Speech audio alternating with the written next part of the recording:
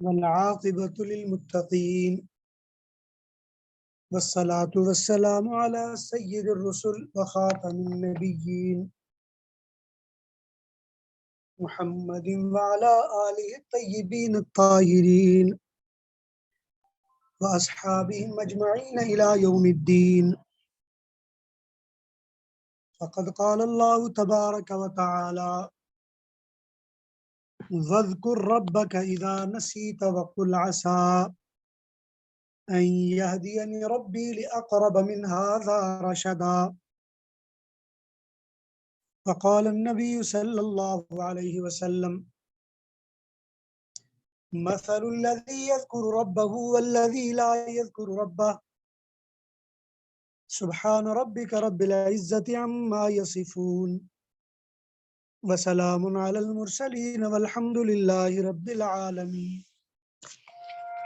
اللهم صل على سيدنا ومولانا محمد وعلى آل سيدنا ومولانا محمد وبارك وسلم. اللهم صل على سيدنا محمد وعلى آل سيدنا محمد بعدد كل ذرة 100,000 مرة. اللهم صل على سيدنا محمد وعلى آل سيدنا ومولانا محمد بعدد من تحب أن يصلى عليه. وصل على جميع الأنبياء والمرسلين وعلى عباد الله المقربين. میری معزز و محترم بہنوں بیٹیوں، یہ ربیع الاول کا مہینہ شروع ہو چکا ہے۔ اس مہینے میں حضور اکرم صلی اللہ علیہ وسلم کے ساتھ خاص مناسبت ہے، کیونکہ یہ مہینہ ہے جس کے بارے میں آتا ہے کہ حضور علیہ الصلوۃ والسلام کی ولادت باسعادت بھی اسی مہینے میں ہوئی ہے، آپ صلی اللہ علیہ وسلم کی وفات بھی اسی مہینے میں ہوئی۔ بعض روایات کے مطابق ہجرت بھی آپ کی اسی مہینے میں ہوئی، اور اسی طرح معراج بھی بعض روایات کے مطابق اسی مہینے میں ہوئی۔ اللہ تبارک و تعالی نے قرآن کریم کے نزول کی ابتدا کا معاملہ بھی اسی مہینے میں شروع فرمایا،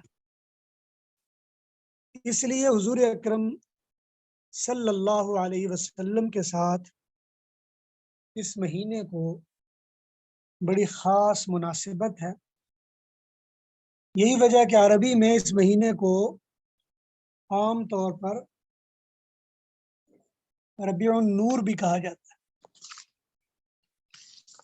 ربیع اصل میں بہار کو کہتے ہیں، شادابی، بہار، اور ربیع الاول کی بجائے اس کو ربیع النور کہہ لیتے ہیں کہ حضور اکرم صلی اللہ علیہ وسلم کا اس مہینے میں اس دنیا میں تشریف لانا بھی ہوا، اور تکمیل نبوت کے بعد آپ کا اس دنیا سے تشریف لے جانا بھی ہوا۔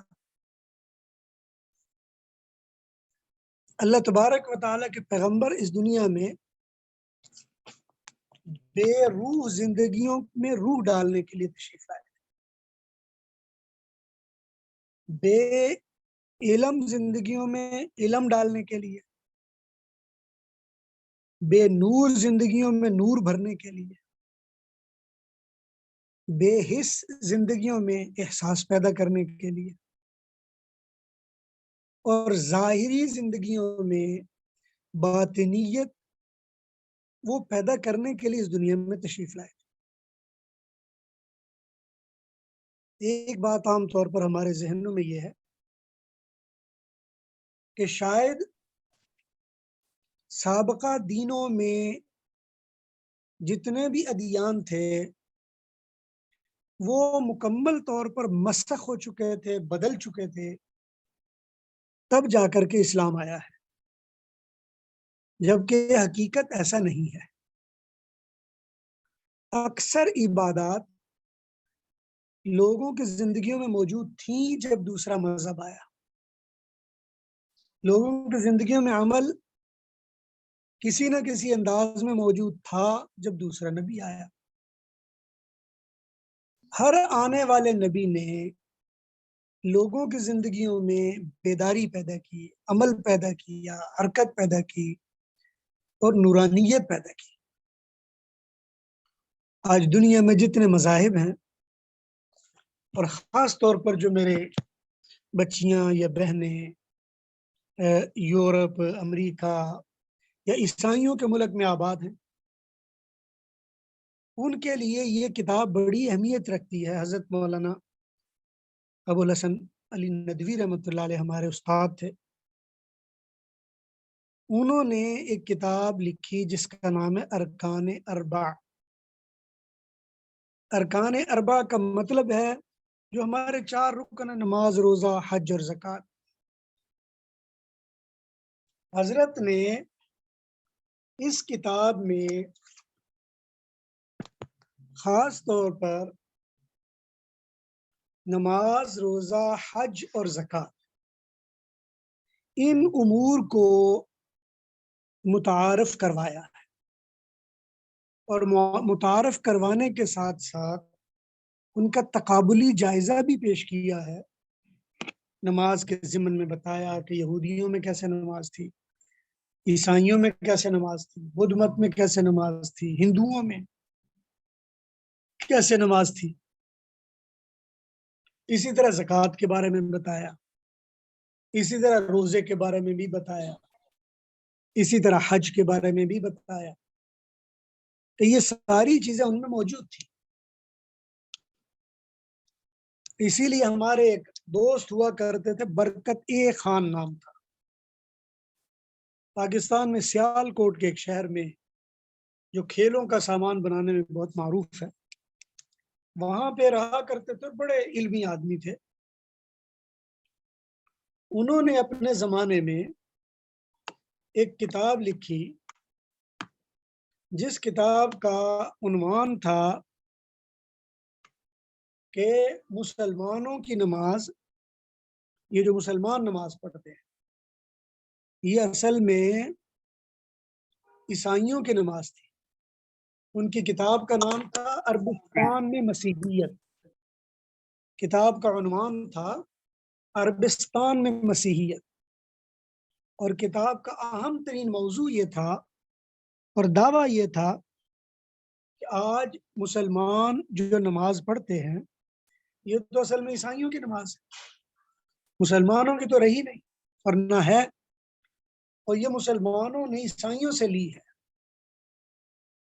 خیر، جس زمانے میں میں عیسائیت کا مطالعہ کر رہا تھا، اس سے 20-30 سال پہلے، 40 سال پہلے، اس وقت وہ زندہ بھی تھے، ان کی کتاب بھی پڑھی، پھر ان سے ملاقات کرنے سیال کوٹ میں بھی گئے۔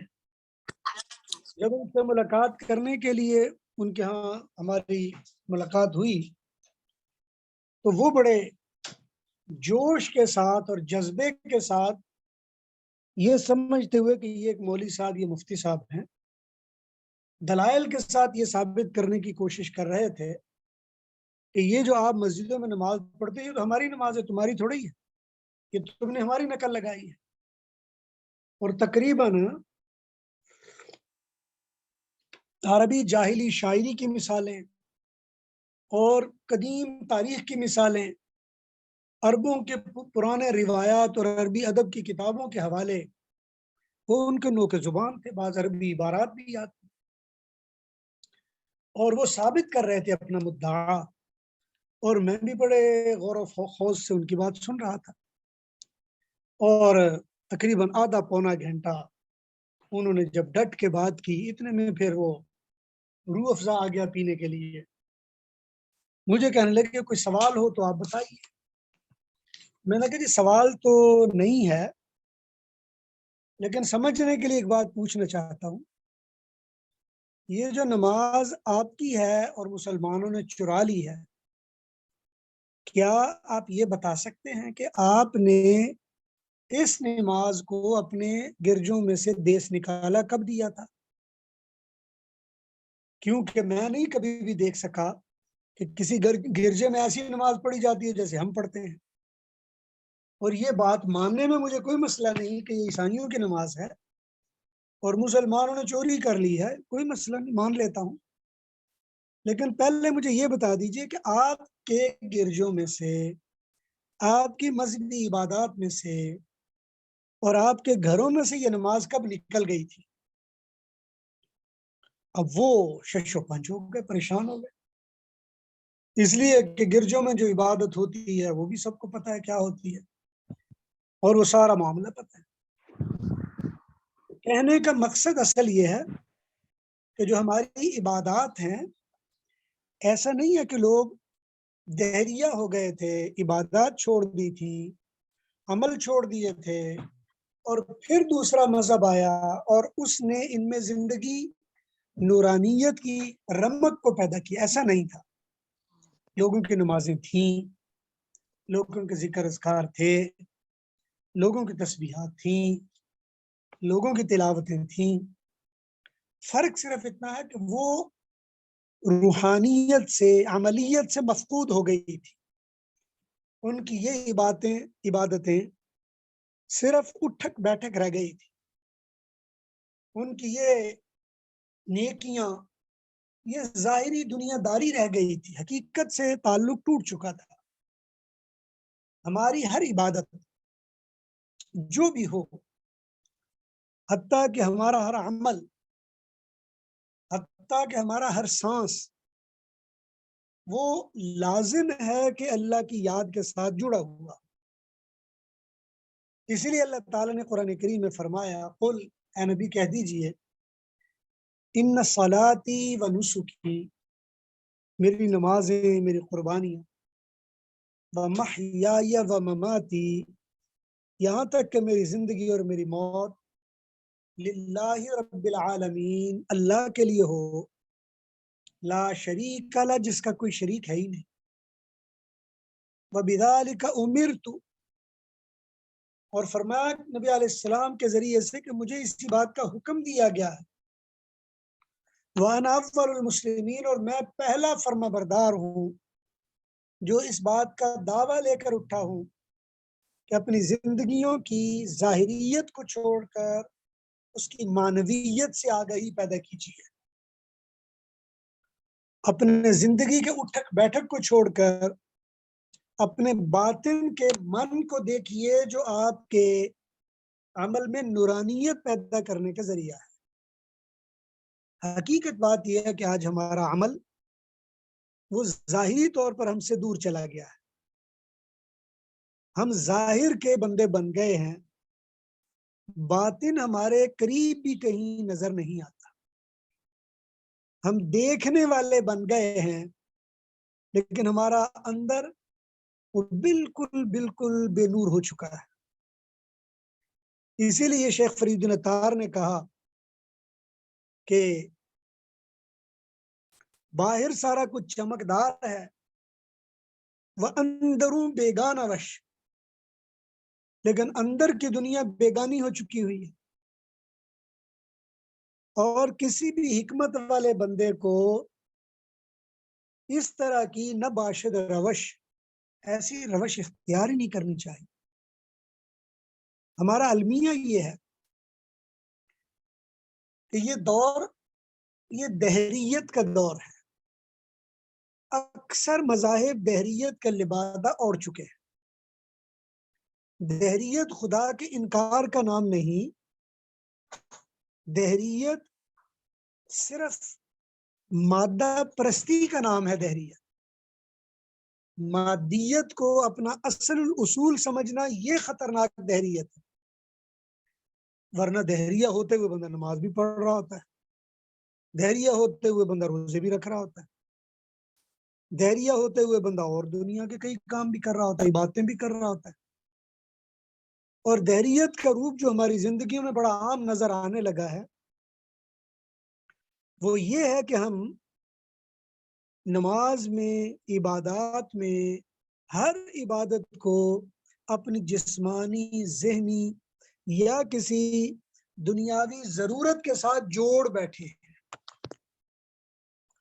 ہم نماز جب پڑھ رہے ہوتے ہیں تو نماز کے ساتھ ہمارے دماغ میں ہمیں یہ بات پتہ چل رہی ہوتی ہے کہ اس کا یہ بھی فائدہ، چہرے کو یہ فائدہ، رکوع کریں گے تو یہ فائدہ، سجدہ کریں گے تو یہ فائدہ، قیام کریں گے تو یہ فائدہ، قعدہ کریں گے تو یہ ہے۔ یہ ساری چیزیں کسی مفاد کے ساتھ جڑ گئی ہیں، تو گویا اللہ تعالیٰ کی عبادت ہونے کا نام کہاں چلا گیا؟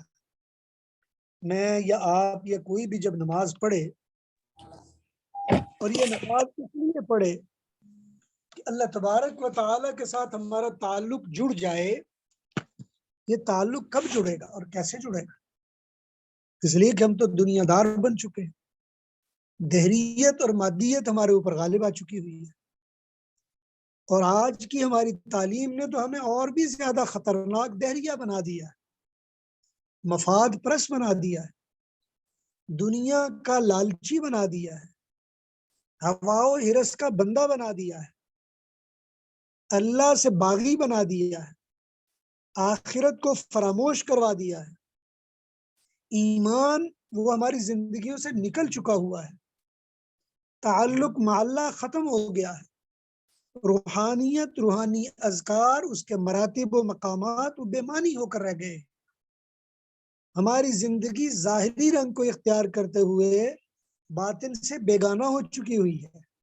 لہٰذا آج ہم میں ہر بندہ اور بندی وہ صرف اور صرف اس چکر میں ہوتے ہیں کہ ہم نے کتنا کمایا اور کہاں لگایا، یا ہم کتنا کمائیں گے کہاں لگائیں گے، یا کون سی ڈگری ہے جس سے ملازمت اچھی مل جائے گی، کون سی ڈگری ہے جس سے تنخواہ بڑی اچھی ملے گی، مرتبہ بڑا اچھا مل جائے گا۔ لیکن حقیقت بات یہ ہے، اللہ کے ساتھ تعلق وہ ہم سب اس وقت 25-30 لوگ بیٹھے ہوئے ہیں، اپنے دل میں جھانک کے دیکھیں، ہمارا دل بول کر کہے گا کہ میں تو ایک غفلت کا منبع بنا ہوا۔ جس دل کے بارے میں اللہ نے کہا وَلَا تُطِعْ مَنْ أَغْفَلْنَا قَلْبَهُ عَنْ ذِكْرِنَا، ایسا بندہ جس کا دل ہماری یاد سے غافل ہو، اس سے تم اپنا تعلق قائم نہ کرنا۔ لیکن آج ہمارے اپنے حالات یہ ہیں کہ ہم غافل دلوں والے ہیں، ہمارے دلوں میں غفلتیں بھری پڑی ہیں، ہماری نمازیں غفلتوں سے بھری پڑی ہیں، جو قرآن کریم میں ہم روز پڑھتے ہیں، اور ہو سکتا ہے ہر روز کسی نہ کسی رکعت میں پڑھتے ہیں۔ فرمایا فَوَيْلٌ لِّلْمُصَلِّينَ الَّذِينَ هُمْ عَنْ صَلَاتِهِمْ سَاهُونَ۔ اگر آپ میں سے کوئی عالمہ بھی ہوں گی تو پتہ ہوگا، سہا یسو سہون، بھول جانے کو کہا جاتا ہے۔ فرمایا ہلاکت ہے ایسے نمازیوں کے لیے، الذین هم عن صلاتهم ساہون، جو اپنی نمازوں کو بھول چکے ہوئے۔ اب یہ نمازیوں کو کہا جا رہا ہے جو نمازی کو بھول چکے ہیں، غیر نمازیوں کو نہیں کہا گیا۔ کہا جا رہا ہے فویل للمصلین، نمازیوں کے لیے ہلاکت ہے، غیر نمازیوں کے لیے نہیں ہے۔ شکوہ غیر نمازیوں سے نہیں، نمازیوں سے ہے۔ جو تو نماز پڑھتے نہیں وہ تو پڑھتے ہی نہیں، ان کا تو چھوڑ ہی دیجیے۔ جو اللہ کی بارگاہ میں ہاتھ نہیں باندھتے چھوڑ دیجیے ان کا حال بھی۔ جو اللہ سے اپنا تعلق قائم نہیں کرتے چھوڑ دیجیے ان کا حال۔ جو مسجد میں نہیں جاتے، جو پردہ نہیں کرتے، جو ذکر تلاوت نہیں کرتے، جو نیکی کے راستے پر نہیں چلتے، چھوڑ دیجیے ان کا حال۔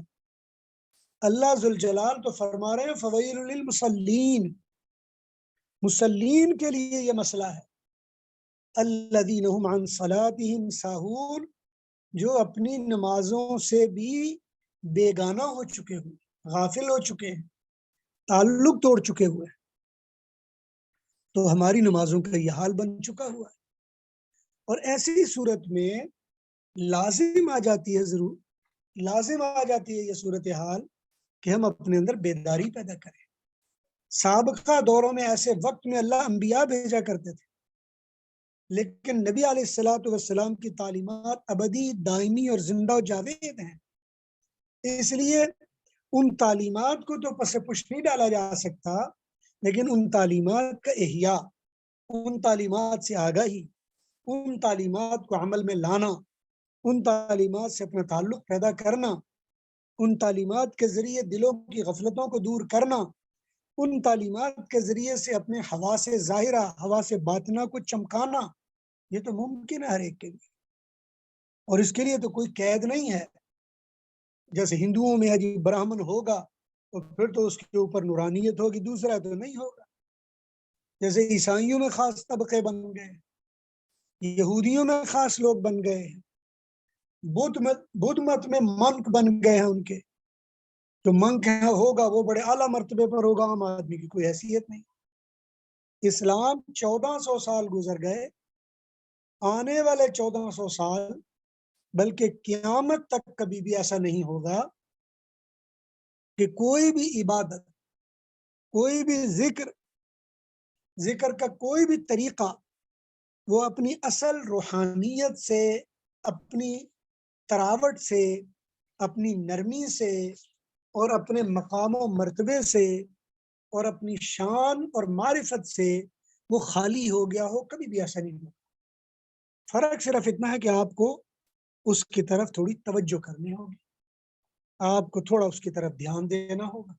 جب آپ اس کی طرف دھیان دیں گے تو اللہ تعالیٰ کرے گا، معاملہ سیدھا ہو جائے گا۔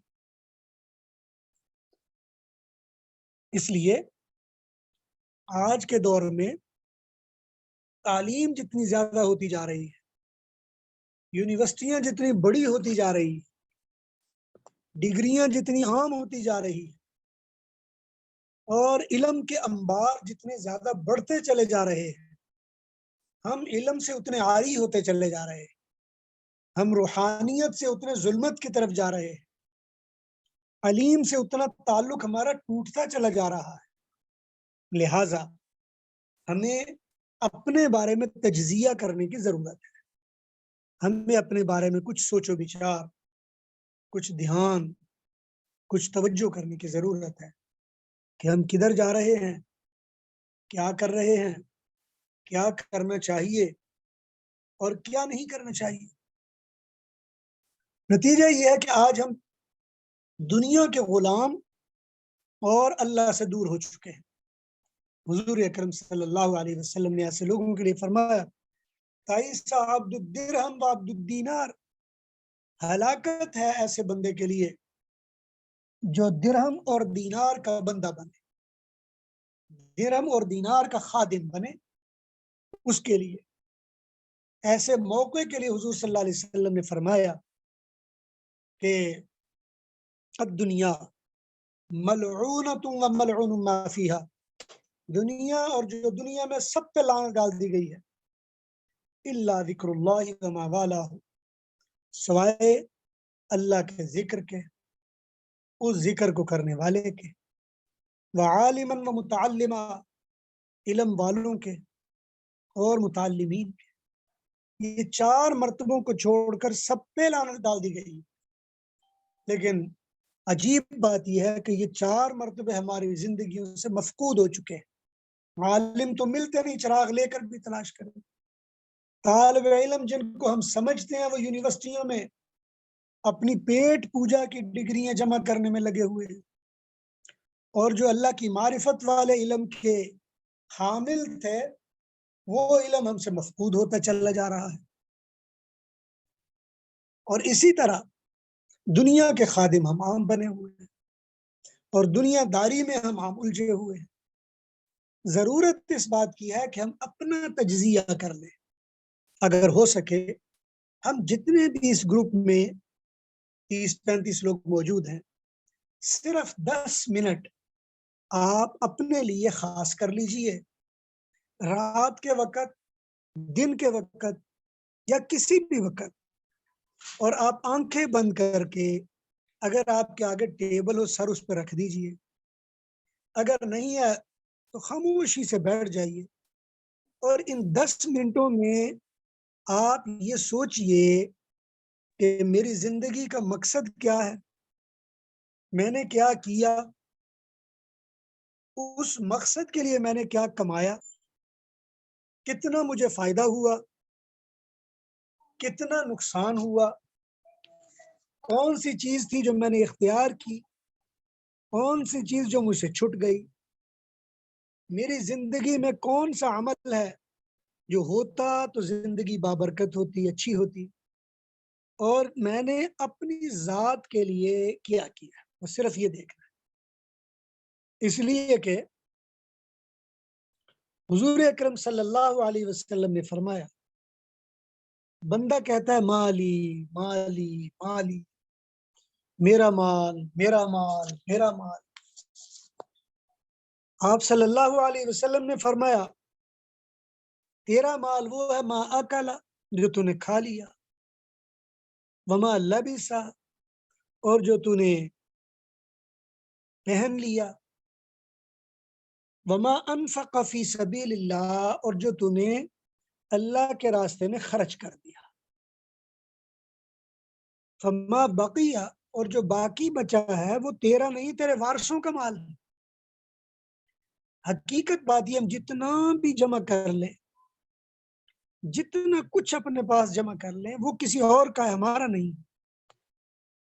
اور حقیقت بات یہ ہے، حضور اکرم صلی اللہ علیہ وسلم نے فرمایا جیسے جیسے بندہ قبر کے قریب جاتا ہے ویسے ویسے اس کی امیدیں جوان ہوتی چلی جاتی، ویسے ویسے امیدیں لمبی ہوتی چلی جاتی، ویسے ویسے بندہ تمنائیں زیادہ کرنے لگتا ہے۔ جتنا قبر قریب آتی ہے تمنائیں اتنی زیادہ ہوتی چلی جاتی۔ ہمیں چاہیے کہ اپنی تمناؤں کو اپنے کنٹرول میں کریں اور ان تمناؤں کے لیے کوشش کر لیں جو ہمارے بس میں ہے۔ تقدیر کے ساتھ جھگڑا نہ کریں۔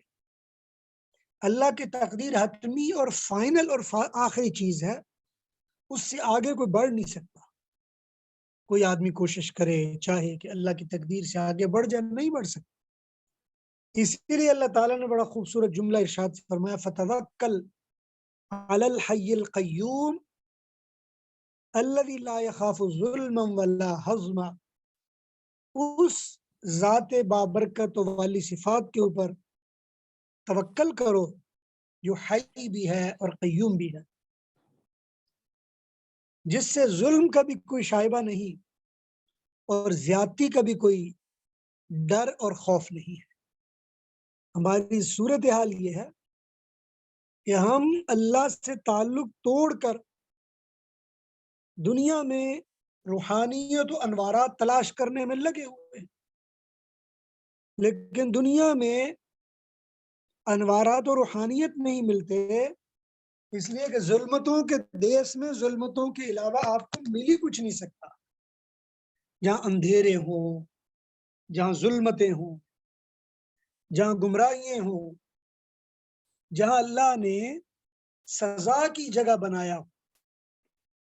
شیخ سعدی رحمۃ اللہ علیہ نے تو فرمایا اس دنیا کے بارے میں، فرمایا کہ بزندان لعنت گرفتار کر شیطان کو جب اللہ نے جنت سے نکالا تو لعنت کے قید خانے میں اس کو گرفتار کر دیا۔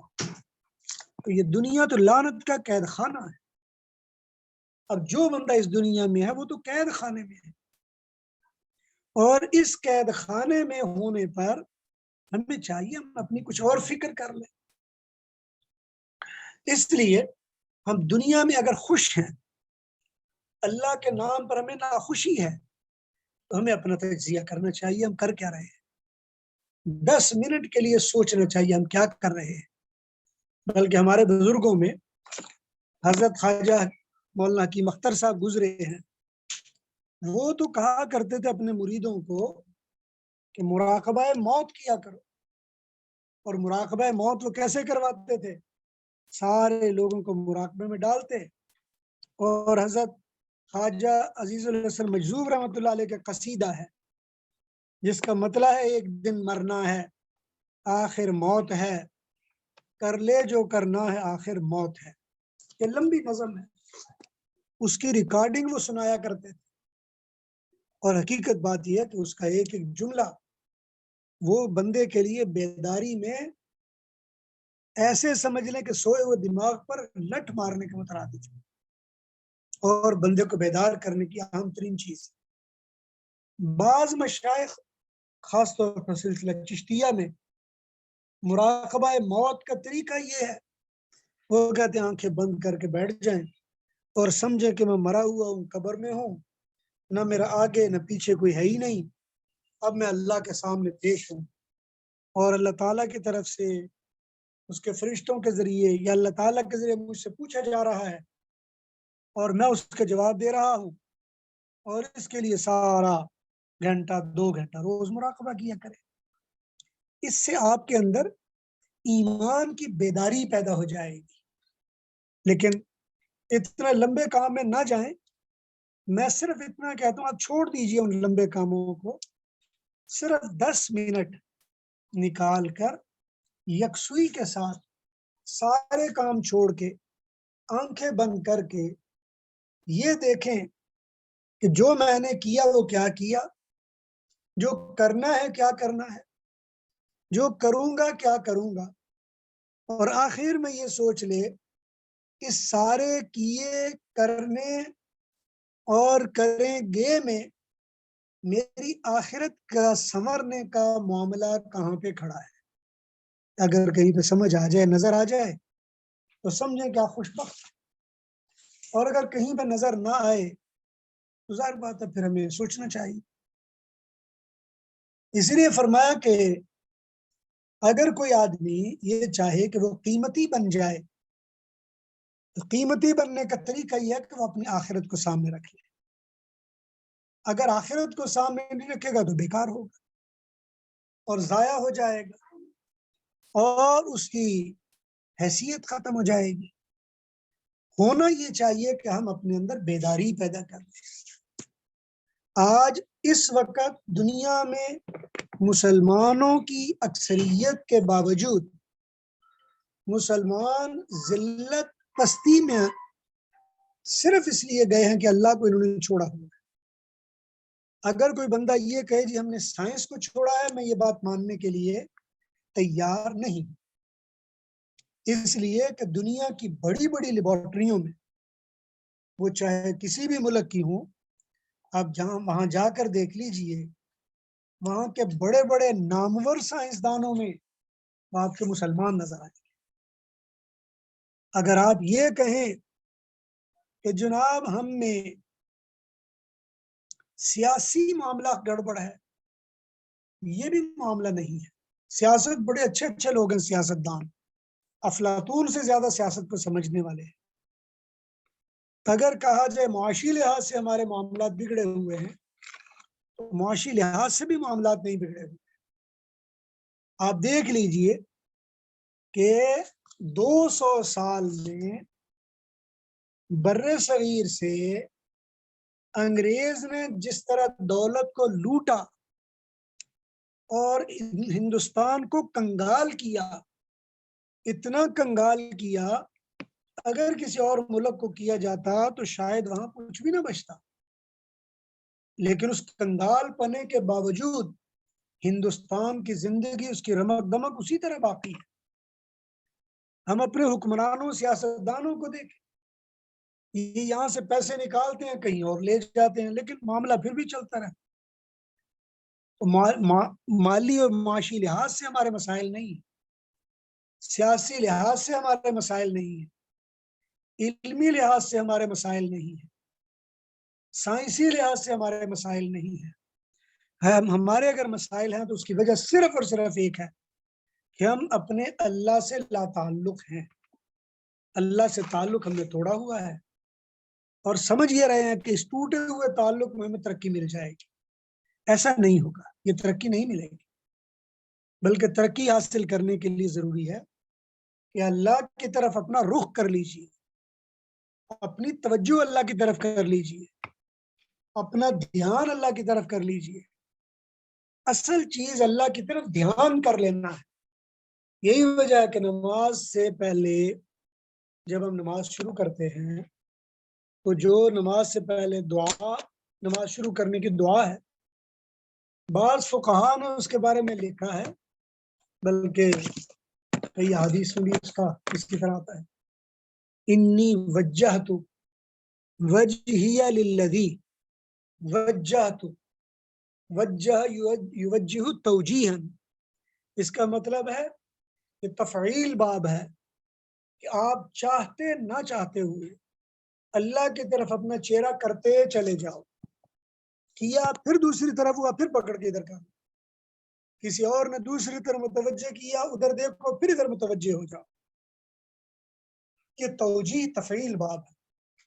فرمایا انی وجہت وجہی للذی، میں نے اپنے چہرے کو اس ذات کی طرف متوجہ کر دیا، فطر السماوات والارض حنیفا، جو آسمانوں زمینوں کو پیدا کرنے والا ہے، یکسو اور یکرو ہو کر میں نے کیا ہے۔ حنیفہ کا مطلب یہ ہوتا ہے کسی لالچ میں نہیں کیا، کسی ڈر خوف میں نہیں کیا، کسی مقصد کے لیے نہیں کیا، بلکہ بے مقصد و بے مروت ہوتے ہوئے بس اپنی مجبوری کو اللہ کے سامنے رکھتے ہوئے اس کی طرف میں نے منہ کر دیا، کیونکہ اور کوئی میرے پاس سورس ہے ہی نہیں، اور کوئی دھیان توجہ اور میرے پاس ہے ہی نہیں کوئی اور چیز۔ فطر السماوات والارض حنیفا، یہ حنیفہ کا مطلب یہ ہے کہ بس میرے پاس اور کوئی راستہ نہیں تھا، اور کوئی طریقہ ہی نہیں تھا، اور دھیان ہی نہیں میرا کہیں جا سکتا تھا، مجھے کوئی اور سمجھ ہی نہیں آ رہی تھی۔ حنیفہ، میرے پاس ایک ہی راستہ تھا کہ میں منہ ادھر کروں، اور میں نے منہ ادھر کر لیا۔ لیکن منہ ادھر کرنے کے بعد یہ نہیں ہے کہ میں نے دل میں کوئی اور بھی گنجائشیں رکھی ہوئی ہیں، وما انا من المشرکین، بلکہ شرک کا شائبہ تک بھی میرے پاس نہیں ہے، اور میں تو اللہ کو چھوڑ کر کہیں اور دھیان بھی نہیں دے سکتا ہوں۔ تو جب آپ اللہ کی طرف اس طرح متوجہ ہو جائیں گی تو پھر آپ ایسی مائیں بنیں گی جن کی کوکھ سے جنید و بایزید پیدا ہوں گے۔ جب آپ ایسی مائیں بن جائیں گی جن کے دامن سے، جن کے ہاتھوں سے اللہ تعالیٰ دنیا کو نور اور معرفت میسر فرمائیں گے، پھر آپ ایسی مائیں بن جائیں گی جن کی گودوں میں بڑے بڑے اولیاء اللہ پیدا ہوں گے۔ لیکن اگر آپ اپنی ذات کی بندی بن جائیں، اپنی خواہشات نفسانی کی پابند بن جائیں، اپنی اغراض کی غرض مند بن جائیں، تو یاد رکھیں ایسی صورت میں زندگی تو گزر ہی جائے گی، ہر ایک کی گزر گئی۔ ملکہ نے 100 سال زندگی گزار کے وہ بھی چل بسی، کئی 100 سال گزار کے زندگی لوگ چل بستے ہیں، لیکن جب اللہ کے پاس میں نے اور آپ نے جانا ہے تو وہاں میرا اور آپ کا معاملہ ماجرا ہوگا کیا، وہاں اصل دیکھا جائے گا۔ ضرورت اس بات کی ہے کہ ہم اپنا تجزیہ کریں، اور تجزیہ کوئی آپ کا نہیں کر سکتا۔ اگر آپ سوچو کہ کوئی آپ کو بتائے گا، نا، ایسا نہیں ہو سکتا۔ آپ اپنا تجزیہ خود کریں، اور اس کا طریقہ یہ ہے روزانہ رات کو سوتے وقت بستر پر لیٹتے وقت وہ ٹائم نکال لیجیے۔ اگر اس میں مصروفیت ہے تو دن میں کوئی ٹائم نکال لیجیے۔ اگر آپ جاب وغیرہ کرتی ہیں تو ظاہر بات ہے کام کرنے کے دوران تھکنے کی وجہ سے کئی مرتبہ 5-7 منٹ کے لیے ٹیبل پر بھی ہی آپ اپنا سر رکھ کے تھوڑی دیر کے لیے اپنے آپ کو ریلیکس کر رہی ہوتی، وہ وقت دیکھ لیجیے۔ یا اور کچھ نہیں تو کوئی سیر کے دوران جب باہر کہیں جا رہی ہوں تو واک کے دوران سوچ لیجیے۔ اور سوچنا صرف یہ ہے کہ میں اپنے اس 5 سے 6 فٹ کے دوران جو جسم ہے، اس کا مادی لحاظ سے، جسمانی لحاظ سے، روحانی لحاظ سے، دنیا کے لحاظ سے، آخرت کے لحاظ سے جو جو لوازمات و ذمہ داریاں ہیں ان کو میں کس طرح سے پورا کر رہی ہوں۔ یا ان ذمہ داریوں سے میں کیسے کیسے عہدہ برا ہو رہی ہوں، یا کیسے کیسے میں نے وہ سارے کام کیے ہیں، یہ ہماری ذمہ داری بنتی ہے تاکہ ہم اپنے آپ کو اپنا پرکھ سکیں اور اپنے آپ کو راہ راست پر لا سکیں، اپنی زندگی کو سنوار سکیں اور اپنے آپ کو قیمتی بنا سکیں۔ دیکھیں، آپ کا قیمتی بننا دنیا میں بھی اللہ کو پسند آ جاتا ہے، اور پھر آپ کے قیمتی بننا آخرت میں بھی اللہ کو پسند آ جاتا ہے۔ جب آپ قیمتی بنیں گے، اللہ دنیا میں بھی آپ کی قدر کرے گا اور میدان محشر میں بھی قدر کرے گا، قبر میں بھی قدر کرے گا، عالم ارواح میں بھی قدر کرے گا، برزخ میں بھی قدر کرے گا۔ پھر جب آپ جنت میں جائیں گی تو وہاں تو قدر ہی قدر ہے۔ اور حقیقت بات یہ ہے کہ ہمارا مقصد جنت نہیں، لیکن چونکہ اللہ تعالیٰ نے اپنے پسندیدہ لوگوں کے لیے ایسی جگہ بنائی ہے جسے جنت کہتے ہیں، ہم بھی کہتے ہیں یا اللہ ہم تیرے پسندیدہ بندے بن جائیں، چلیں اللہ تعالیٰ ہم سے خوشی ہو جائے۔ اور جتنی وہ نفلی اعمال اور احادیث اور تسبیحات، وہ ہر ایک کو دیکھ لیں کہ آپ یہ کام کریں سارے گناہ بخشے جائیں گے، یہ کام کریں آپ کا درجہ بلند ہو جائے گا، یہ کام کریں آپ کے ساتھ یہ اللہ تعالیٰ سلوک کر لیں گے۔ تو یہ ساری کی ساری چیزیں اصل میں ہماری زندگی کے اور ہماری عاقبت کے سنوارنے کا ذریعہ ہے، اور سنورے گا تب جب آپ صحیح معنوں میں اپنا تجزیہ کر پائیں گے، اور تجزیہ آپ تب کر پائیں گے جب صحیح معنوں میں آپ اپنے آپ کو بیدار کر لیں گے، اور بیدار آپ تب کر پائیں گے جب صحیح معنوں میں یکسوئی کے ساتھ آپ کو اپنی فکر اور سوچ کرنے کا طریقہ آ جائے گا۔ اور سوچ کرنے کا طریقہ کب آئے گا؟ جب آپ اپنے بارے میں یکسو یا سنسیئر ہو کر کوئی کام کر لیں گے تو کام بن جائے گا۔ یہ موٹی موٹی چند ایک باتیں تھیں جو میں نے آپ کے سامنے رکھی ہیں، اس امید کے ساتھ کہ اللہ تبارک و تعالی ہمیں دنیا میں اور آخرت میں صحیح معنوں میں اپنے آپ کو قیمتی بنانے کی توفیق نصیب فرمائے۔ ہر قسم کے آفات بلیات سے اللہ رب العالمین ہم سب کو محفوظ فرمائے، اور اللہ تبارک و تعالی جو کچھ کہا گیا، جو کچھ سنا گیا، اسے اپنی بارگاہ میں قبول و منظور فرمائے، اور اللہ تعالیٰ اس کے بدلے میں اپنی رضامندی، اپنی محبت، اپنا تعلق وہ نصیب فرمائے۔ اللہ تبارک و تعالی ہر قسم کے گناہوں سے، غموں سے، پریشانیوں سے، دکھوں تکلیفوں سے، بیماریوں سے ہم سب کو محفوظ فرمائے۔ وآخر دعوانا ان الحمد للہ رب العالمین۔